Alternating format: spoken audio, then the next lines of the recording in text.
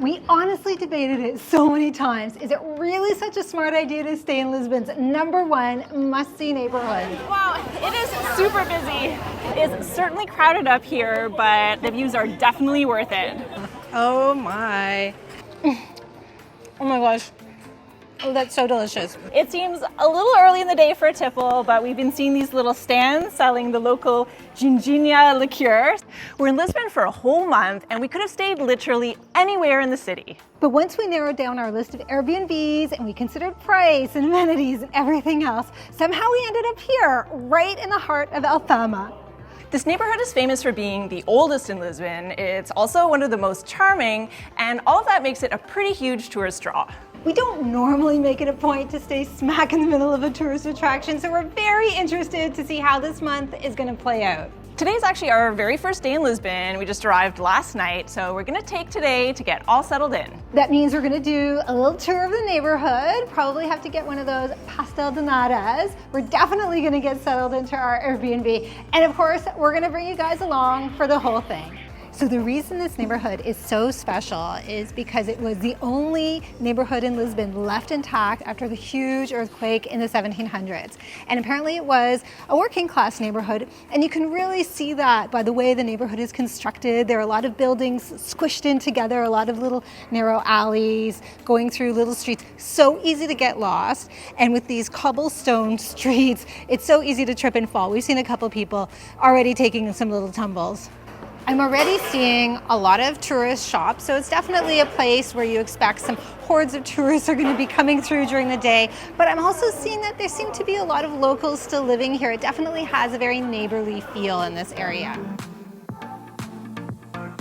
By the way, if you're new to our channel, I'm Gillian, this is Stephanie, and these two little world travelers are Jasper and Huxley. So the four of us are traveling the world full time and sharing it with all of you as we go. We're also seeing and hearing a lot of construction happening. So it looks like a lot of these older buildings are being refurbished, maybe made into something else. So it'll be very interesting to see how this neighborhood develops and what it might look like 10 years from now, because I think there's a lot of gentrification going on right now.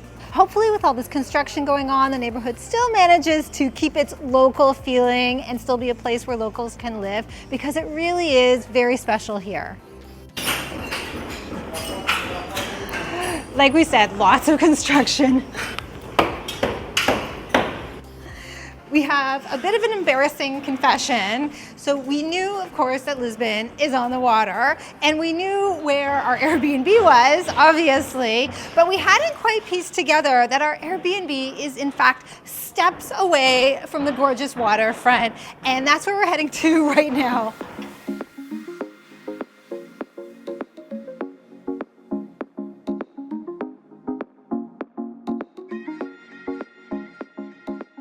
Wow, it is so beautiful down here by the water, and it's going to be the perfect place to walk the dogs.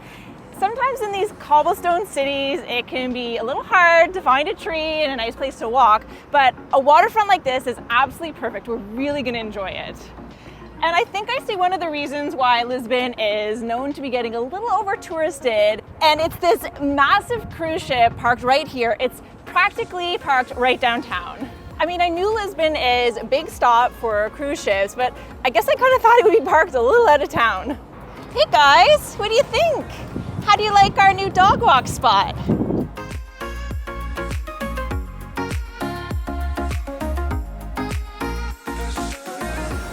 And what an amazing backdrop to the waterfront, this view of Alfama. Well, we've only walked just a few minutes along the waterfront, and we've already reached this amazing square, and you can really start to get the sense of the grandeur of Lisbon, and I'm getting pretty excited about the month ahead.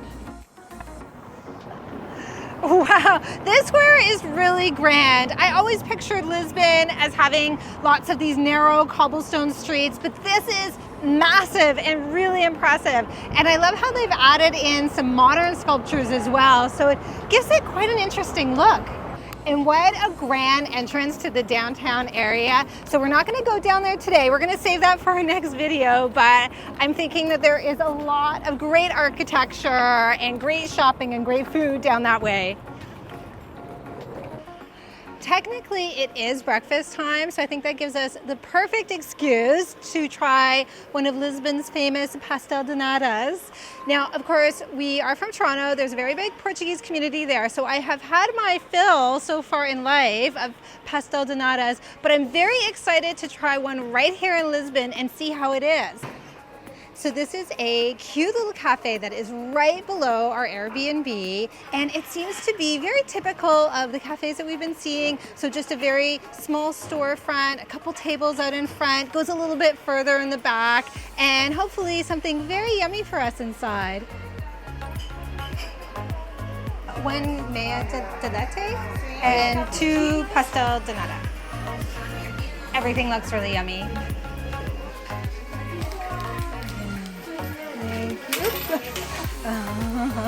Oh my. Well, you might think this is a cappuccino, but this is actually a proper Portuguese coffee. So it's called a meia de latte, and I ordered it in my very terrible broken Portuguese, but she understood what I wanted.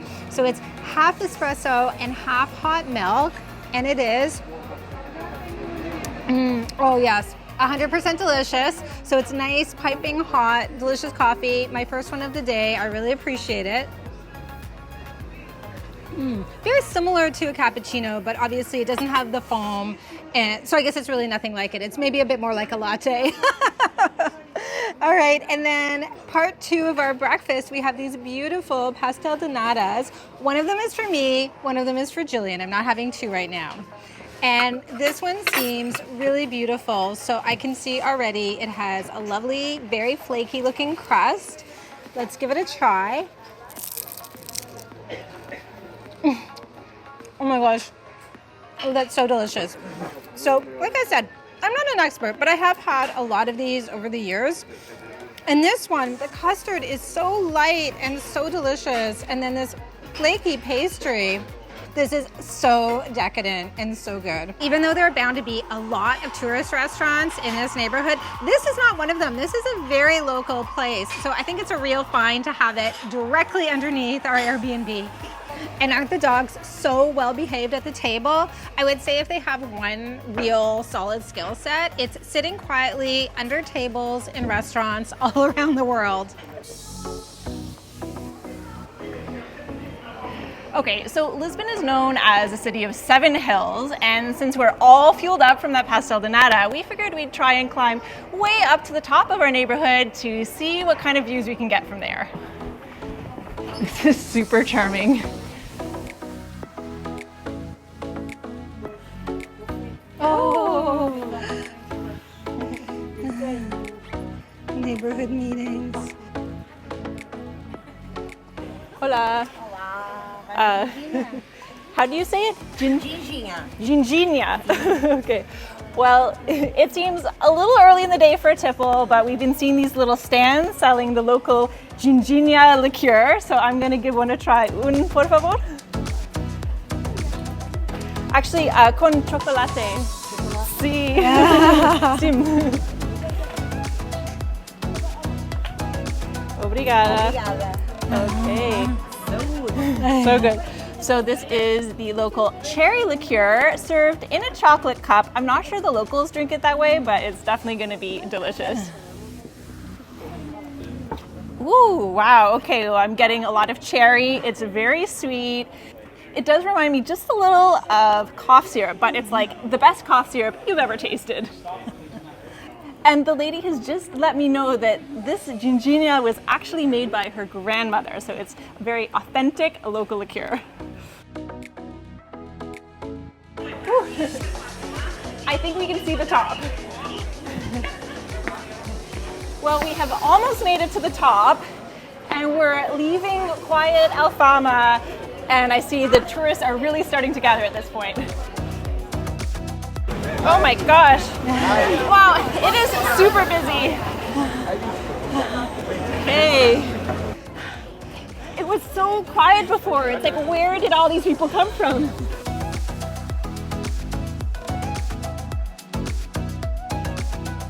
Well, it's certainly crowded up here, but I can see why. The views are definitely worth it. I guess I'm a little bit shocked that there are so many people here in November. I mean, I can't even imagine what peak season must be like.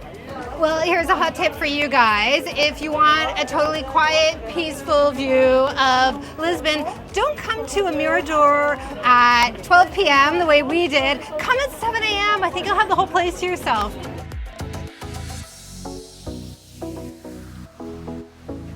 Well, I'd say 5 minutes in that crowd was more than enough for me. All right, let's go take a look at this Airbnb, which is, of course, the whole reason why we ended up in this neighborhood. So this is our building, and like everything else in the neighborhood, it was built in the 1700s, and it really has that vibe once you step inside. Come on, guys, let's go. So the stairs leading up to our apartment are quite narrow and quite skinny, so the dogs are really having a difficult time getting up and down, but they're managing. Okay, here we go, guys. So here we are, and we just love this place. We find it so charming. We always think it's amazing if our Airbnb can kind of reflect the vibe of the city, and this one absolutely does that. Just look at these tall ceilings, and then we've got these wonderful wooden shutters. I mean, the light's just gonna pour in, which I think is especially important in Lisbon in November, because I think we're gonna have a few dark and rainy days. And we're just loving all of the decorative touches here. We've got an old-fashioned sewing machine in the corner. There are all kinds of little antiques everywhere. And I'm really happy with this bedroom. And it's not just because the bed is absolutely filled with pillows, although I do love that. We've also got more big windows here. It's a corner space, so we just got the light pouring in on two sides, and more of these antique touches. We have a chest. We have this lovely little old-fashioned wash station here. And then, of course, I think the highlight of the room, all the blue and white tiles. So apparently these are original to the building. So that means they're around a couple hundred years old, which is just amazing. Now the kitchen is on the functional side. The layout is a little bit odd. I mean, they basically have an oven here kind of stuck in a cubby, but I guess there were some structural issues when you're dealing with a building from the 1700s. Now the bathroom is a little on the small side, but I was happy to see that it's been very well modernized. I mean, it's a lot of fun to stay in a charming old apartment, but you definitely want to have a modern bathroom. Now, I'm gonna give you guys a little bit of a teaser. We've been talking a lot about all the inflation we've been seeing all over Europe, but for this apartment, we were actually able to get it for a surprisingly decent price. Yeah, and we're gonna tell you all about it in the next video when we do a roundup of all of our costs. Yep. In the meantime, this is our new life here in Lisbon, and I'm really looking forward to seeing how this city compares to some of the other tourist spots that we were visiting this summer. Especially how it compares to Prague. The crowds there were kind of unbelievable, and it wasn't even peak tourist season. But you can see for yourself by checking out the next video right over here. So I can see that the tour guides are doing a very healthy business here in the town square. Just in the few minutes that we've been standing here, I've seen at least a dozen guided groups here, which is quite something for the middle of the week in early May.